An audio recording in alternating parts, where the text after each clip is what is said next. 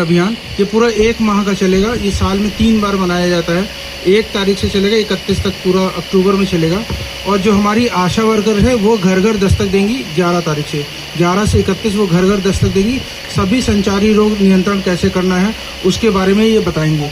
As a DIO, as a जिला प्रतिरक्षण अधिकारी, सबसे मेरी मेन वरीयता आती है टीकाकरण की, जिसमें जो हमारे संचारी रोग नियंत्रण अभियान, जो हमारे जैपनीज इंसेफेलाइटिस बीमारी है, उसी को जब ये गोरखपुर में शुरू हुआ था तो माननीय मुख्यमंत्री ने इसको शुरू किया था। वहाँ एक नई बीमारी आई थी, उसको नौकी बीमारी बोलते थे। कई लोग उसको मस्तिष्क ज्वर बोलते थे, कोई दिमागी बुखार बोलता था। इसमें क्या होता है, बहुत तेज़ एक्यूट इंसेफेलाइटिस सिंड्रोम ये पूरे गोरखपुर रीजन जो था हमारा पूर्वांचल बेल्ट से होते होते अब धीरे धीरे बरेली तक आ गया है। ये अभियान उसी को कंट्रोल करने के लिए, जैपनीज इंसेफेलाइटिस को कंट्रोल करने के लिए स्टार्ट हुआ था। फिर सारा जिसमें सारे पॉइंट्स जोड़ते गए और धीरे धीरे सारी एक्टिविटीज़ आई। उससे बहुत हद तक हमने कम से कम 90% केसेस जो हमने डाउन कर लिए। इसी तरह इसको जैपनीज इंसेफेलाइटिस डाउन करने में पूरा जो हमारा टीकाकरण का विभाग है, उसमें हमारा जो 2 टीके लगते हैं। पहला टीका 9 महीने पर लगता है, जब 9 महीने पूर्ण हो जाते हैं जैपनीज इंसेफेलाइटिस फर्स्ट टीका लगता है। जब सेकंड टीका लगता है जब 16 महीने का बच्चा होता है, JE का सेकंड का टीका लगता है। जो एक मोस्ट कॉस्ट इफेक्टिव ऐसी चीज़ है टीकाकरण, जो इसको जैपनीज इंसेफेलाइटिस को कम कर सकता है। लेकिन साथ में अन्य बीमारी भी साथ साथ देखने लेगी। लोगों ने सोचा कि क्यों मौतें हो ही जा रही हैं जैपनीज इंसेफेलाइटिस से, तो देखा कि वो तो कम हो गया वैक्सीनेशन से। अब क्या हुआ, फिर निकल के आया कि स्क्रब टाइफस एक बीमारी वहाँ पर फैली हुई है। पहले उन्होंने समझा कि वाटर बॉर्न डिजीज़ है एंट्रोवायरस से, ठीक है, उसको निकाला, उससे नहीं निकल रही थी। वो निकल के आया कि स्क्रब टाइफस, जबकि जाँच की RDT किट से स्क्रब टाइफस था उसमें। स्क्रब टाइफस जो चूहे चचूंदर हैं उनके द्वारा फैलता है, उसके पिस्सू होते हैं, वो काट लेते हैं। फिर उसके बाद हाई ग्रेड फीवर होता है और आदमी को झटके आने लगते हैं। इसका सिंपल एक इलाज है, डॉक्सीसाइक्लिन गोली है 100 mg की है, सुबह शाम 5 दिन या 1 हफ्ते तक दे दीजिए, सही हो जाता है। आप अच्छी तगड़ी एंटीबायोटिक लगाएंगे नहीं सही होगा। तो स्क्रब टाइफस के कंट्रोल के लिए, रोडेंट कंट्रोल के लिए कृषि विभाग को लगाया गया, वो इसको पूरा कंट्रोल करेंगे। आप लोगों को भी पता होना चाहिए कि चूहे छछूंदर से बीमारी फैलती है। अगर आपके आसपास कई झाड़ियाँ हैं तो उसको कटवा लेंगे, क्योंकि वहाँ पनपेंगे और इधर चूहे छछूंदर आएंगे।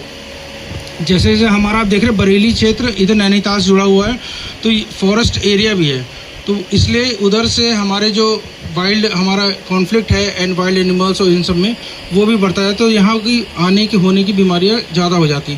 फिर सारे स्कूल्स का इसमें भी बड़ा योगदान रहता है कि हमें सारे बच्चों को बताते हैं कि पूरे वहाँ के आप लोग कपड़े पहनेंगे और उससे मच्छर से बचाव कराएंगे। फतेहगंज वेस्ट भी एक हाईली हमारा एंडेमिक जोन है, मलेरिया है, PV है, PF है, डेंगू मलेरिया यहाँ भी बहुत ज़्यादा होता है। उसके लिए हमारे DMO साहब ने कई जगह मच्छरदानियाँ भी दी, जहाँ पर उससे LLIN होता है, उसमें एक इंसेक्टिसाइड ट्रीटेड बेडनेट आते हैं, बाज़ार में भी मिल जाते हैं, कहीं भी ऑनलाइन ऑर्डर कर सकते हैं, अमेजन पे भी मिल जाता है अगर यहाँ से नहीं मिल पाता। और 2 साल में बटे भी थे। उसमें जब मच्छर बैठता है तो वो उस पर जब उसको चखता है तो मर जाता है। इस तरह IRS स्प्रे कराया जा रहा है हम लोग के विभाग के द्वारा। जहाँ भी इंडोर बहुत ज़्यादा केसेस निकल आ रहे हैं वहाँ पूरी IRS का अल्फा साइफरमेथ्रिन है, उससे करते हैं। जब मच्छर उस दीवारों में बैठेंगे तो वो भी समाप्त हो जाते हैं। फिर संचारी रोग का निकल के आया था एंट्रोवायरस से होता है, उसके लिए स्वच्छ पेयजल के लिए हम लोग को बताया गया है।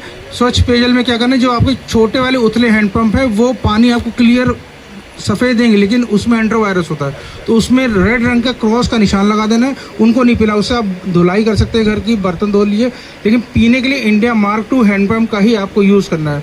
फिर हमारे बीच में ICDS विभाग से भी है, आंगनबाड़ी भी आई हैं, और उनको भी बताना चाहेंगे इस अभियान में 1 महीने चलेगा। उसमें हम लोग कुपोषण की जांच करते हैं, जो बच्चों को वजन करते हैं उसमें कुपोषित निकलते हैं, क्योंकि उनको संचारी रोग जो होते हैं वो जल्दी से जल्द पकड़ लेते हैं, तो उनको चिन्हित करके उनका ट्रीटमेंट करना है। CSC पे आप ला सकते हैं, डॉक्टर संजय हमारे बढ़िया हैं, वो सबको ट्रीटमेंट भी कर देंगे सबका। व्यक्तिगत साफ सफाई है, रोज़ साफ सबको नहाना है, हैंड वॉशिंग के स्टेप्स हैं, सुमन के हैं, उसको मैं एक बार करूंगा और वो सब मेरे साथ आप लोग जितने लोग हैं वो करेंगे। उसके बाद हम अपनी वाणी को विराम देंगे। तब तक सब लोग करिए, S से सीधा,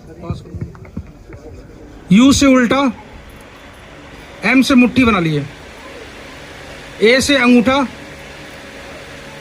N से नाखून और K से कलाई। ये 6 स्टेप्स ऑफ हैंड वॉशिंग है, ये आपको सभी बच्चों को बताना है। जैसे जब बच्चों को बताएंगे तो वो उस तरह हैंड वॉशिंग करेंगे। इसमें जितने वायरस बैक्टीरिया आपने कोरोना काल में भी देखा था, इससे ही मर जाते हैं। अगर हैंड वॉशिंग आप सोप वाटर से अच्छे से करेंगे तो उसमें वायरस बैक्टीरिया समाप्त हो जाता है। मतलब खाना खाने के पहले और शौच के बाद ज़रूर इसको इस्तेमाल करेंगे और अपनी बॉडी को हम विराम देते हैं। धन्यवाद।